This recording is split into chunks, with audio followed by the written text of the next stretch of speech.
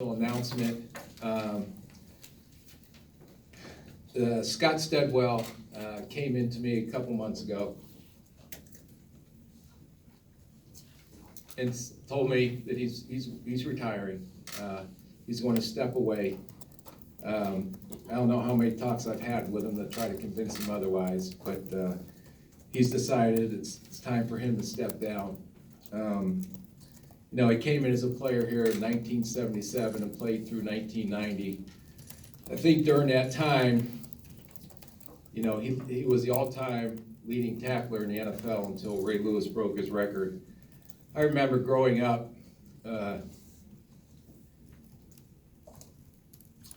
my brother was such a big Minnesota Viking fan because he loved watching Scott Studwell play with the passion, with the heart, with the determination that he played with.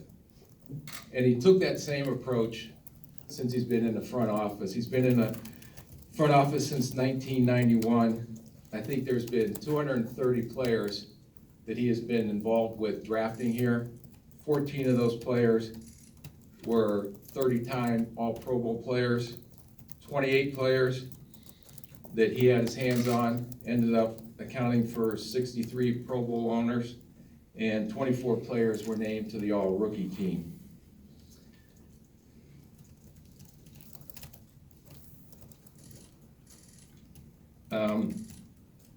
He's a great husband, great father, and unbelievable grandfather, and I know it's his time. You can't replace Scott Studwell in your organization. That's an impossible task to do. It'll be very difficult, I think, for our staff moving forward without him being part of this process in that room. The only thing I can say is, Stud,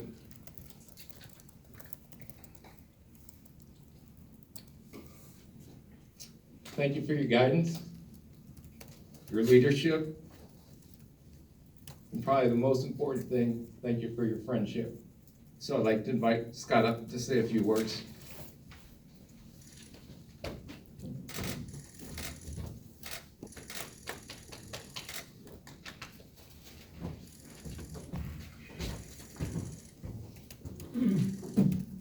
How are we doing? Thanks, Rick.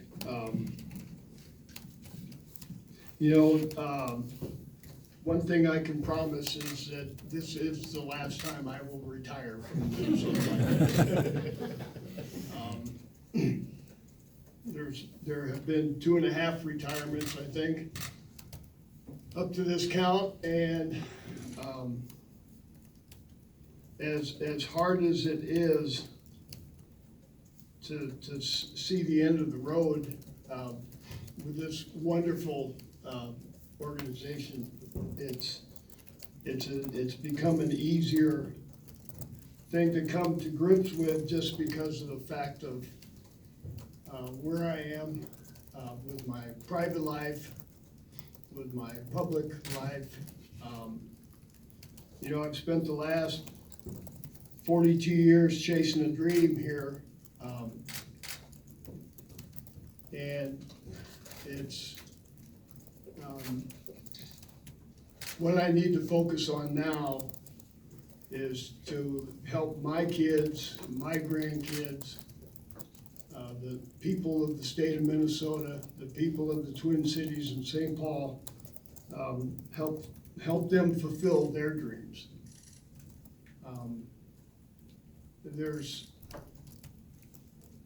I am so fortunate and I am so grateful for the opportunity that I've had to spend this amount of time with this organization.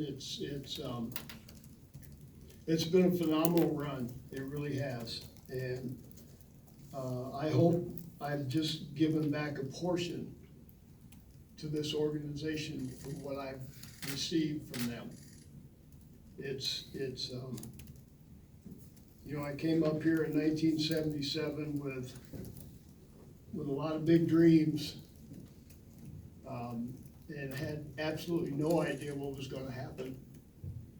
And And after 7 weeks of hell in Mankato, I managed to make the football team. And the rest is kind of history. I've been very lucky. I've worked extremely hard to stay and play here. And then I was lucky enough to get a call from Roger Hedrick to move into the front office. So that kind of started me on my scouting journey, which has been quite a wild ride. But, you know, I couldn't have done any of this without the help of a beautiful young lady by the name of Jenny Studwell, who has been my wife for the last 35 years and has allowed me to do what I do. She's basically raised 4 kids, me being the 4th. The other 3 are doing pretty well, and I'm still kind of a work in progress. But, for her to allow me to pursue this dream, to stay in this business as a scout, it's been a tremendous sacrifice on her part. Being gone 225 nights a year and spending a life on the road is not easy on her, and wasn't easy on the kids. And I missed a lot of time with my kids, and that's something that I have to make up for. And I also owe it to my grandkids. So it's just, I'm at a point in my life where you know, there are a lot of things have hit home in the last 8 months. You know, we've lost a lot of good friends here at the Minnesota Vikings, which really kind of hit home with me. So that made this decision easier. It's been in the works for a while. I think we all know this, and it's something that I have tried to put off as long as I could, but this just feels right, like the right time to do it. So, with that said, if you've got any questions, I know we didn't all get along real well at times, but I buried the hatchet with the media, unless you piss me off. But it's, you know, and so it's, I have learned along the way that you guys have a job to do. We always didn't see eye to eye on a lot of issues, but I appreciate what you guys do for us. I appreciate the support that you give us, and I appreciate the coverage that you give us. I got a question for you, sir. Yes, sir. All those tackles, you gotta feel pretty lucky to have gotten out in one piece, compared to some of your old friends. Yeah, I mean, everything is still real. There aren't any artificial parts. And, you know, I was, to play as long as I played and to have the production, I guess, that I had I was very lucky to stay healthy. I think I was blessed with some pretty good genes from 2 wonderful parents, and it's been sad to see how some of these guys have struggled, you know, mentally, physically. I've lost some good friends. I've lost some great teammates. So right now, knock on wood, I can keep going at a good steady pace and not fall ill to some of the problems that these guys have had. Scott, you and Rick obviously met early on in your professional and friendship grew. You guys always seemed like you were kin and step. Just explain that, how you and Rick came together. Was that because philosophically you were the same? Because obviously it's been a rare relationship for this long. Well, you know, I first got to know Rick when he was a Blusto scout. And for whatever reason, we kind of clicked. We had a lot in common. I think we're both pretty blue-collar people. I know he works for everything he deserves. I kind of feel the same way about myself to a certain extent. There's nobody in this business or in this building, with the exception of maybe George, that spends as much time and effort for this organization. I mean, we've always just, we came from different backgrounds and being the elder statesman, I guess, it was, we just had a kinship, more so than a friendship, and now the friendship has really taken over. But I remember when Ziggy called me one day and he asked me about Rick, and I was kind of vying for the same position myself. And I'm like, Ziggy, what the hell you want me to tell you? I said, you're asking me questions about a guy that wants my job, and, I couldn't tell him anything bad about Rick, because that's the type of person he is. And quite honestly, thank God he got the job rather than me. But, yeah, we've always just hit it off and always will. Unfortunately, he only lives right around the corner or 2 blocks down, but I think maybe I'll see him more now than I probably do as an employee here, so I'm looking forward to that. Hey, Scott, you escaped, no artificial parts, but you escaped the concussions too? I don't remember if I had any concussions. Yeah, I think so. I mean, it's, I'm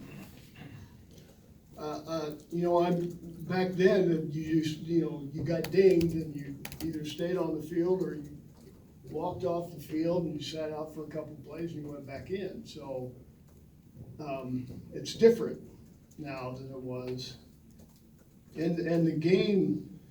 The game is as safe as it's ever been, but, the athletes are so big and so fast and so strong, and the equipment is unbelievable, but, when it's a violent game. I mean, it always has been, always will be.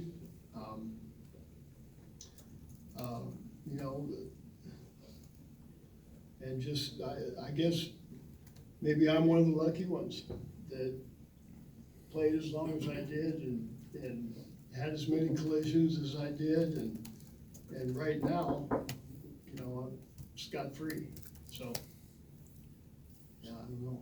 Scott, roughly how many college football stadiums?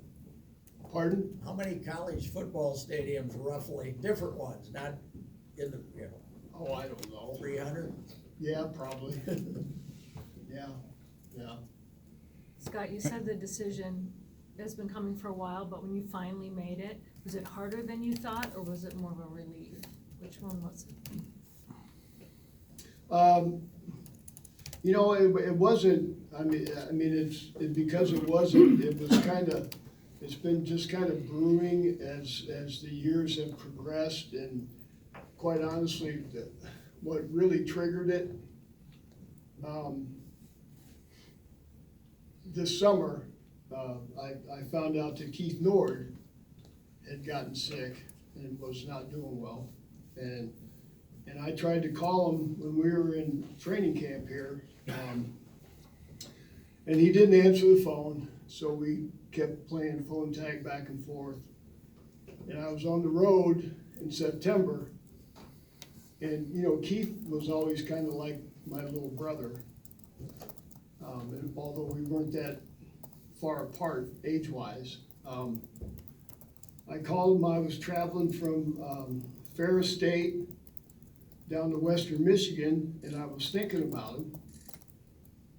So I called him that afternoon. I think it was a Wednesday afternoon, and his phone didn't pick up. Left a message. About half an hour later, his wife texted me and told me that he had passed away that morning. And that kind of, that really hit home for me, because we didn't have a ton in common, but we were very good friends. And that's when it kind of finally sunk in that, you know what, it's, time's getting short, you know, and I'm not fatalistic, and I'm not, you know, I don't expect to, you know, but I just, you know, there's a lot of living to do, you know, and it's hard to do when you're in this business. You can certainly get very overwhelmed, and the sacrifices that we all make for this industry and this organization, and it's